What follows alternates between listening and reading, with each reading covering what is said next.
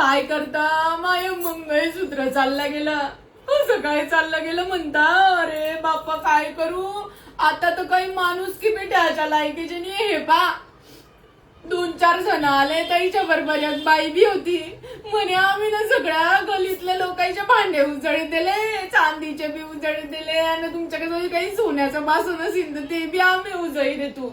मी ना म्हटलं नाही कस काय विश्वास ठेवायचा. ते म्हणे आम्ही तुमच्याच घरात उजळी देतो. घरात बसले.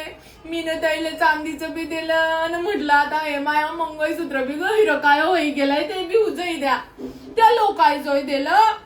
आणि काय सांगू तुम्हाला घरातच बसेल होते. कसं काय विश्वास ठेवा आता कोणावर. काही समजत नाही. दुनिया काही खरी राहिली नाही बापा.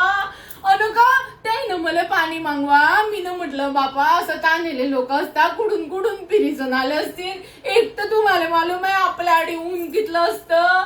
मग मी का पाणी घ्यायला जावं आणि तर काय भूल जावा. बापा माय मंगळसूत्र की गेले ते. त्याईले काही ते माय मंगळसूत्र काही भवणार नाही.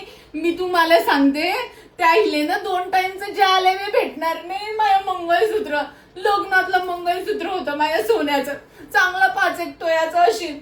तुम्ही सांगा आता. ते तर चालले गेले घरच्या लोकायले. काय सांगू मी आणि काय करू आता. कोणावर विश्वास ठेवायचा लायकीचं राहिलं नाही कोणी. आणि माणूस की तर बिलकुल नाही. पाण्याचा बी विचार करवा नाही आता. एवढं मंगळसूत्र खिसन चाललं गेले माय.